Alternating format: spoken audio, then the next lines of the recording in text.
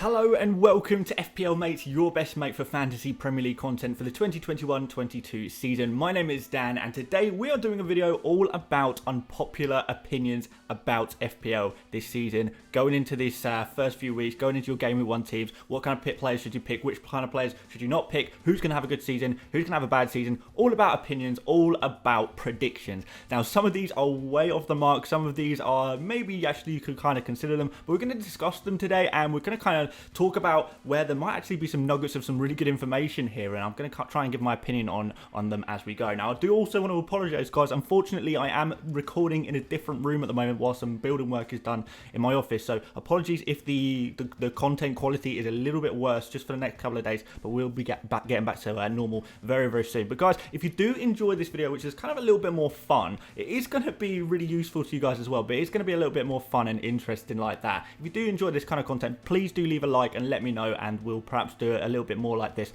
But yes guys, please do subscribe if you're new around here, and I'm going to reveal to you some of the just a few of the hundreds of unpopular opinions that you guys sent to me on Twitter. And if you do want to get involved in these kind of videos in the future, just follow me on Twitter at FPL Mate. I'll regularly kind of ask questions and you guys can be featured in videos as well, so all good fun. Let's see what you guys come up with for some unpopular opinions for FPL 2021-22.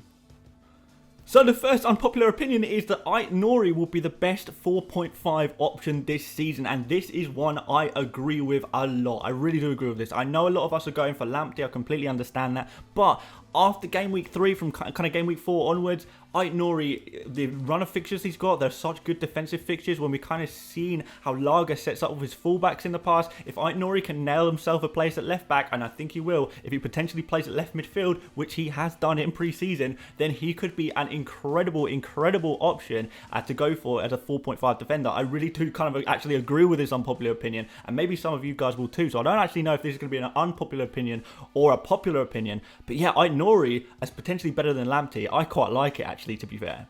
Next up, we've got Tony will score more points than DCL, Watkins, Antonio, Bamford, and Iheanacho. Wow, that is a big shout indeed. I mean, it could happen technically, but I'm not 100% sure. I'm not 100% sure about Tony right now. Obviously, he did fantastic in the Championship, a record-breaking goal-scoring season in the Championship, but he did rely a little bit on those penalties, but that's only part of his game. And, you know, Brentford are coming up into the Premier League and they're going to hopefully be one of those teams that is here to stay, because we've liked watching Brentford in the Championship for a long time now, and it's about time they had their shot, and Tony is just the star of the show right now. On the other hand, we've got Ivan Toney will score less goals than Alisson. So this guy is predicting basically that Tony is not even going to score as many goals as Alisson. Alisson scored 1 goal last season, obviously. I don't know if he's going to score 1 goal again this season, so that means Tony's going to score 0 goals basically the entire season. Now that is a big shout. I don't think Tony will score literally 0 goals, but I think he's kind of saying,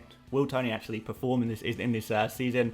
Perhaps not, but that is definitely an unpopular season. And then finally, we've got Ivan Toney's ownership will drop from 35% in game week 1, which sounds about right. It's going to be about 35% ownership in game week 1 to less than 15% in game week 7. Now, if Tony does badly, he doesn't go off the blocks, like scoring a few goals, maybe getting the odd assist, his ownership's going to drop. People are going to move to players like Antonio, to Wilson, Iheanacho, Jimenez, all kind of players like that. The players are kind of just a little bit more expensive. Everyone's going to jump off Tony if he doesn't perform immediately. That's what happens every year. If we get another, you know, Tony where it's actually turns out to be more of a Mitrovic than a Patrick Bamford, then he's going to be in trouble. He's going to lose a lot of value, and people are going to be scrapping to get rid of Tony from their teams. But who knows what's going to happen? This is the mystery of going for those newly promoted players.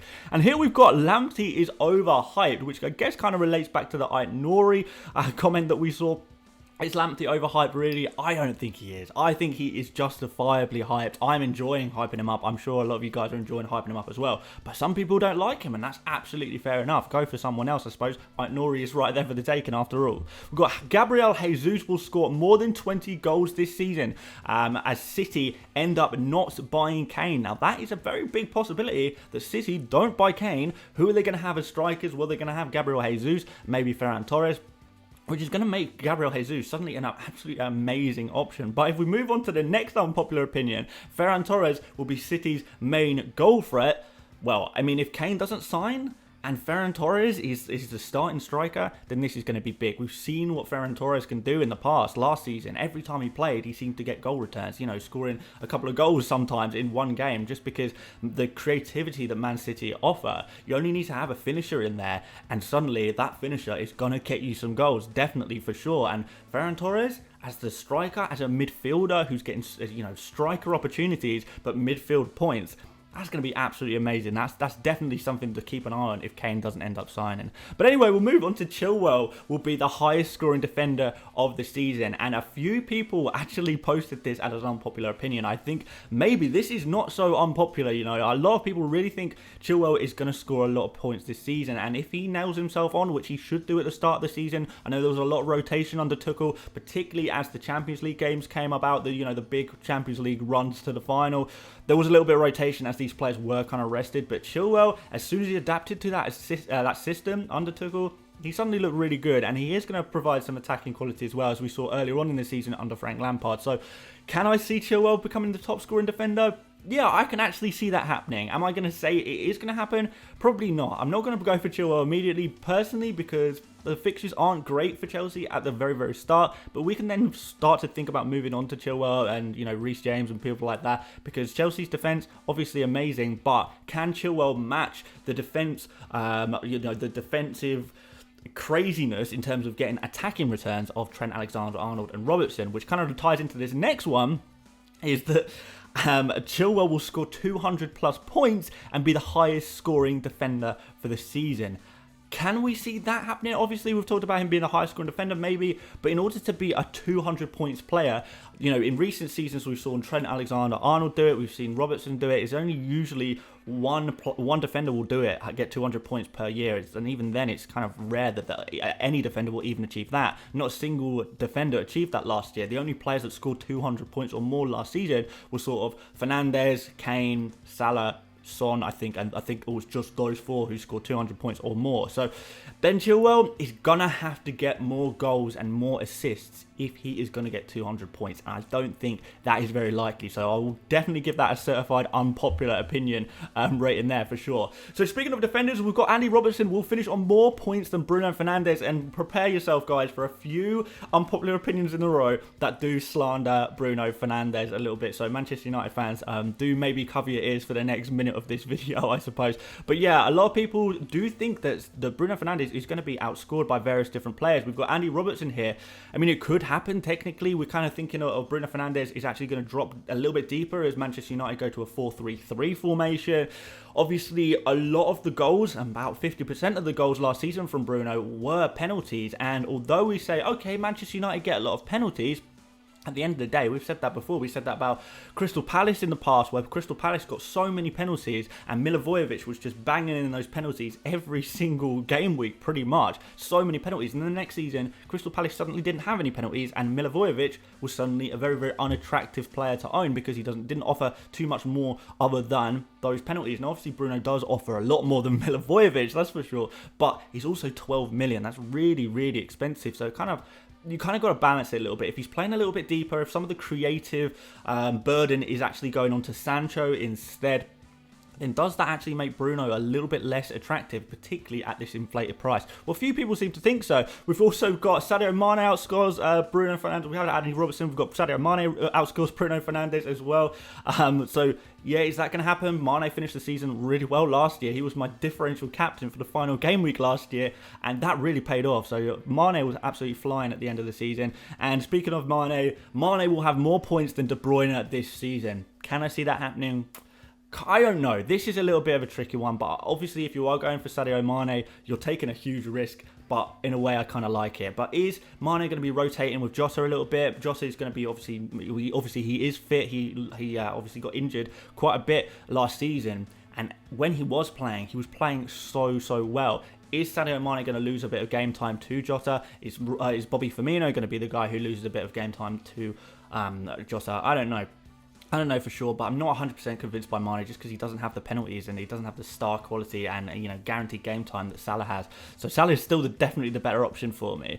We've got Raul Jimenez will be the highest scoring attacker after Kane. So in terms of forwards, we have a few options, don't we? We've especially around the 7.5 million mark, because I think if we discount Kane, After that, the players that we're probably looking at to be the top scoring players are sort of, you know, Bamford, Wilson, Watkins at the start of the season, certainly Iheanacho maybe. But what about Raul Jimenez? Well, obviously when Wolves' fixtures turn and they become really good after kind of game week 3 onwards, Jimenez, is he going to be back to his best? We know what he can do when he's got a full season playing at his best. So, yeah, it could be interesting. And also, we've got Danny Ings will be in the top 3 scoring forwards. I don't know about that one. That one seems a little bit off the mark to me, but you know, he's done it. Again, this is a player with a history of doing this in the past. I remember Danny Ings a couple of seasons ago was absolutely incredible, scoring so many goals, scoring for fun. That was when Southampton kind of seemed like a much better team than they seem like right now. Now we typically think of Southampton as one of the weaker teams in the league rather than a mid-table team.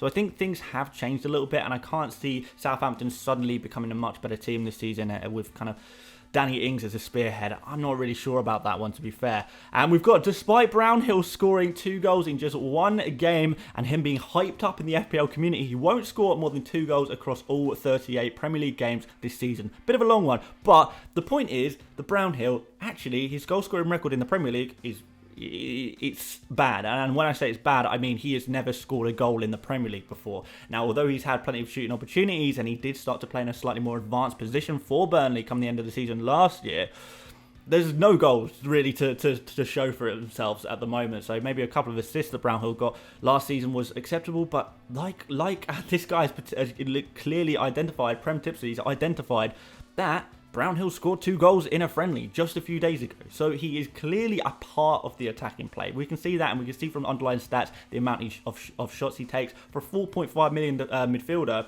you can't really expect too much. But if he can score just 1 goal this season, then I mean that's pretty. It's acceptable behaviour from 4.5, right? And speaking of 4.5 million midfielders, guys, I know a lot of us are going for 4.5 million midfielders in our team. I have got a video coming out tomorrow which will be all about those 4.5 million midfielders. So if you want to find out which 4.5 million midfielder is the best, then I've got you covered tomorrow. So make sure, if you're not subscribed already, subscribe now, and we can check that video out tomorrow indeed. So we got here, Salah scores 12 plus goals this season, and this was a very unpopular opinion indeed. I don't know about this one. Salah to score 12 goals this season. I don't know if Watford will score 12 goals this season. Of course, I'm joking, but Watford are not a team that scores a lot of goals. So I don't know. Watford really going to come into the Premier League? I think when I'm looking at Watford coming into the Premier League, I'm kind of looking more at their defence than their attack. I think they're more likely to succeed through strong defensive performances than scoring a load of goals. Obviously, I don't really know where the goals are going to come from Watford. They've got so many different strikers. We don't really know how they're going to line up in attack. But Salah, for sure, is definitely going to be one of the primary attacking outlets for Watford. But 12 goals? I don't know. On the other hand, people only have Salah because they can't handle having 4 defenders. And I don't know if this actually necessarily relates to Salah. Obviously, we've seen a few teams with Salah in now among kind of pundits of FPL. But is Salah going to be the main topic of this unpopular opinion? Probably not. I think what we're really saying is that people are only going for those 6 million-ish price, for, 5.5, 6 million midfielders because they don't actually want to buy the defenders for the same price. And you kind of got to think, 6 million for Salah, who's scoring more points over the course of the season? Salah for 6 million or Ruben Dias for 6 million? I think that's a really good, interesting point. Luke Shaw for 5.5 million. Both Dias, Shaw, these kind of players, I do feel like with the clean sheets that they have available to them, the odd-headed goal for Diaz, the plenty of assists that Luke Shaw will probably get, maybe the odd goal as well, those are going to be some players who really have a really high chance of vastly outscoring a player like Salah, a player like Bertrand Traore at 6 million,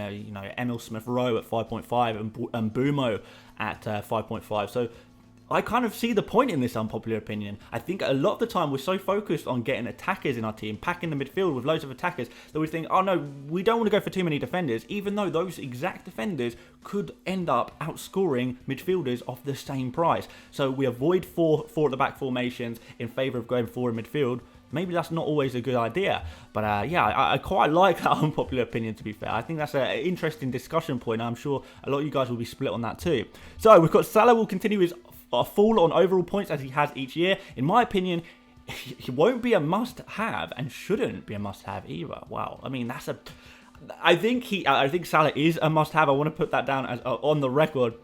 But Salah's points total has dropped season after season. Not by much. He's still, 200 points this season player. He's still scoring around 20 goals or more every season. So really, when you say he's dropping in points, we kind of got to put that into context a little bit. Dropping from 30 goals to 22 goals is really not that bad, is it really? You still would like the player, particularly a midfielder who scores 22 goals per season. That's absolutely incredible. And Salah kind of has averaged about that over the course of 4 years.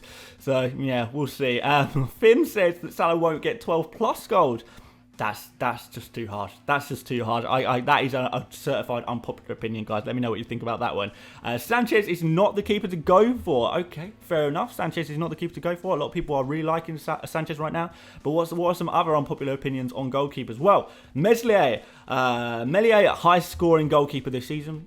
Like I've said this before, I said it in a video a couple of days ago, I really think that could happen. That's not, as far as I'm concerned, that's a popular opinion on the FPL Mate channel, I think. We've got Meslier will score 200 plus points. That, on the other hand, is an unpopular opinion. I think people underestimate how many points 200 is. Last season, only 4 players scored 200 points or more. So, is that really going to be achieved by a goalkeeper? I don't know. He'd have to have an incredible season and actually beat Martinez's amazing season he had last season by quite some margin as well. I don't know about 200 points.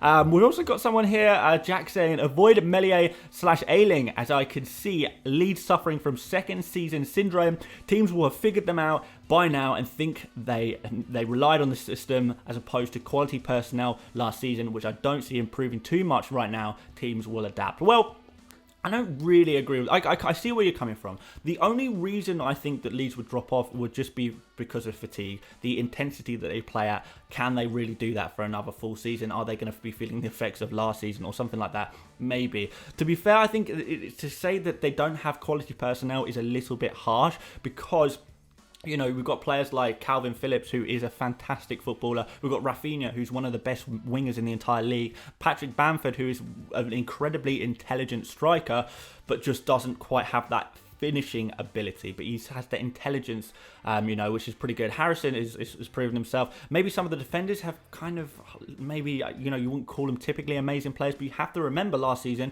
Leeds had a lot of defenders injured throughout the season, so they weren't able to fulfill their full potential, and we actually saw as certain players came back into the team in defence, as we kind of saw Meslier improving as a player. He's really young after all. As we saw Leeds grow and learn how to play in the Premier League, they kept more and more clean sheets. They became more and more defensively sound as the season went on. So they're actually a team on the rise rather than a team that is being figured out. They are not being unlocked more now, or at the end of the season, as they were at the beginning of the season. They were unlocked less. They were performing better towards the end of the season. So from that perspective, I don't really know about this one. I don't really agree with this one, to be fair, but maybe some of you guys will agree. And I have seen a few people around saying, yeah, maybe Leeds will get a second season syndrome and not perform as well in their second Premier League season as they did in their first. But typically, that's kind of happening to the more sit back and defend type teams. Your Sheffield United's had a second season syndrome, obviously, last season. That's the most recent example I can think of, but it has happened, throughout the course of the Premier League. But it's usually the more defensive teams that get figured out how to break down their defence, to be honest. We've got Bachmann going to be the top scoring goalkeeper in FPL. I can see that potentially happening. Like I said, I quite like the Watford defence. Guaita will be the highest scoring goalkeeper this season. Again, he was in my video. All of these players that were in my video the other day of who I think is going to be the top scoring goalkeeper this season. So, yeah, it could happen, but maybe kind of unlikely given Guaita's stats. But we're liking the look of the Crystal Palace project, as is FPL Mejia. Benteke will score 12 goals or more. I have a good feeling about this Palace project. Benteke is a bold shout to go for, but it could happen. It really could happen. If Crystal Palace do perform, Benteke is going to be the target man striker, right? Having a good bench makes no difference. If your starters is good enough, there's no need for a bench. Well, I don't really agree with this one, to be honest, at all. If your player gets injured, if a player gets red carded, but you don't want to transfer them out, if they kind of injured for one game only, if you've got a situation where one of your players doesn't start, doesn't feature, isn't even on the bench or whatever, you do need to have at least one okay player in backup, in my opinion. And after that, you may, yes, obviously go for the cheapest players possible, but it's definitely worth doing your research on which cheapest player possible to go for, because you know, if they do have to come on, you know, you find yourself in an emergency, and this will happen to you every other game week, every third game week, you will get injuries, you will get players dropping out, players not starting who you expect to start. It happens all the time. You know, we've got COVID still rife in this country, so there could be a little bit of that. Your bench is still going to be kind of important. So although, yes, go for cheap players, do make sure you do your research and make sure you pick the right cheap players. And that's let's put another plug in for tomorrow's video where we are going to be talking about those 4.5 million midfielders. Make sure you stay tuned for that one, guys. And we are going to help you build that good bench without having to spend all of your money. Because I get that. You don't want to spend too much money on your bench, right? So Trent Alexander-Arnold, although being an obvious pick, an obvious option for points, he hinders the rest of your team massively, which I think could make a net loss points. And I think he's a bit of a risk. I don't really see how a player as popular as Alexander-Arnold can be a risk. Because if he fails, everyone else fails with you because everyone's got Trent Alexander-Arnold in their team. So risk is probably the wrong word here, but I think more the point is that maybe Trent won't do as well. But, I mean, look at the defenders coming back into the Liverpool team. Look at the creativity that Trent showed last season. You know, Trent is an amazing option. Obviously, he's very expensive, but you know, as I kind of went back earlier about we were talking about going for 4 defenders, who's scoring more points at 7.5 million? Trent Alexander-Arnold or, you know, maybe Greenwood, for example, is a 7.5 million midfielder. Who's going to score more points over the course of the season? Both at exactly the same price. It's Alexander-Arnold, typically would say, unless Greenwood can somehow nail himself in the team. You know, there's not much at 7.5 million in terms of midfielder, so why not spend it on a defender who is going to score you midfielder level points, which will happen. I don't know. I like Trent. I don't agree with that one, but maybe some of you guys do. So Timo Werner will be amongst the top 5 for points in the FPL this season, and that's from FPL Go. I'll let you guys discuss that one. I don't know. Pepe over 200 points this season from DraftHound. Again, this is these are we're getting in the territory of some serious strange opinions, but fair enough. We've got Brighton's defensive frailties cause mass sales of assets early on. That could happen. I can see that potentially happening. Kane at Tottenham is more useful for FPL than Kane at City. That is controversial, and I kind of feel like you guys will be split on this one. What do you think about that one? Do you think Kane is better at City or better at Spurs? I don't know. But Steve-O from Elite FPL says Kane not worth 12.5, even at City. I don't know. With the creativity at City and the finisher that Kane is, he's the perfect player for City, and he would absolutely smash it and be well worth the 12.5 million in my opinion. And if he does move to City, I'm going to make sure I put in Kane into my team, even if that means sacrificing someone like Bruno Fernandes. I think that could be done. Bowen will score 170 points and continue to take pens. Well, that's an interesting point that for West Ham, Bowen's been taking penalties in pre-season, so that might be worth noting, you guys. If he stays on pens, he could score a lot of points. Ward-Prowse will score 10 plus goals and earn a place in the team of the season. Well, less Southampton gets so many free kicks in perfect areas. I can't see Ward-Prowse scoring 10 plus goals. Ben White at Brighton is a better FPL option than Ben White at Arsenal. Again, you guys are going to be split on that one. I do still feel like Ben White, 4.5 million for an Arsenal defender. Arsenal sort of in the second half of the season pulled out some really, really good defensive performances, and they really did improve. I do feel like, yeah, Ben White is going to be a fantastic pick at Arsenal, but maybe I'm a little bit biased on that one. Unpopular opinion, spending 4 million on a goalkeeper who gets 0 minutes per season is a complete waste when you can spend 0.5 more and get someone who actually plays. This was a quite popular unpopular opinion, which I found quite strange. When you spend 4 million on a goalkeeper, you're just putting them on your bench. You're not expecting them to get points because you've got a starting goalkeeper who will play 38 games of the season for you and just pick you up all points. I mean, I've played with rotating keepers to go for 2 4.5 goalkeepers and I rotate them depending on the fixtures. It fails as much as it succeeds because sometimes teams will pull out random clean sheets, sometimes teams will randomly save penalties, goalkeepers will randomly save penalties, and often when a team, you know, your goalkeeper has a difficult fixture, they'll get so many save points because the other team is good and is shooting at them so much. If you pick the right goalkeeper, they'll get you so many save points that it doesn't even matter that they've got a difficult fixture in a way. I really am a fan of just sticking with one goalkeeper for as long as you possibly can and only ever changing a goalkeeper when you're on a wild card. So the idea of spending money on a bench goalkeeper doesn't appeal to me personally, but some of you guys might like that tactic. But you know, it's not a waste to spend 4 million on your bench goalkeeper. It's not a waste. That's probably the wrong word there. And finally, we've got the more a player blanks, the higher chance of him scoring in the next game. The chances of every next blank add up and make the consecutive blanks more improbable. And I wanted to put this as the last one because I thought it was a kind of an interesting one in a way, because this is what we call gambler's fallacy. And the page that actually posted this unpopular opinion was actually it's like an analytics page, and this is anti-analytics. This is anti-data. This is you know, an old wives' tale. This is a conspiracy theory. You know, the best way of describing this, and I know a lot of people actually do genuinely believe that this point is true. Look at it this way. If you flip a coin and it lands on heads, you say, okay, that's landed on heads. You flip it again, it lands on heads again. You're like, oh, wow, 2 heads in a row. If you flip it again, is there now a better chance of that coin landing on tails because it's just hit heads twice? Well, no. No, it's absolutely not. You take each instance individually. You can't treat, you know, it like a one long thing. So in a literal sense, this doesn't work at all. If your player blanks 3 times in a row, that doesn't increase the chances of them scoring in the next game. What you should really be looking at is the kind of the underlying stats. Are they taking a lot of shots? Have they been unlucky not to score? Do these blanks and well, not even the blanks. What you're really looking at is the underlying stats. Do the underlying stats suggest that points are coming? Do they suggest that maybe this player is getting so many shots, eventually one of these is going to go in? That is a good way of looking at it. But the blank itself is completely irrelevant. A player blanking multiple times in a row is not an indicator of anything other than an indicator that this player is not very good. If you look at underlying stats and they look a little bit more positive on the other hand, then that implies that in the future there's a good chance of this player scoring. But the chances of scoring on each individual game is irrelevant. You know, you have to take them individually. Obviously, over the course of the season, things will typically regress to mean, average out. But in an individual game week, yeah, this is gambler's fallacy. So please don't believe that, guys. If anyone ever tells you that, it's just quite literally not true. It's not even an unpopular opinion. It's just false. I mean, sorry to slate you, Anna Lizard, in that, but yeah, I did just want to put that out there just to, you know, a good bit of information to take forward with you in FPL.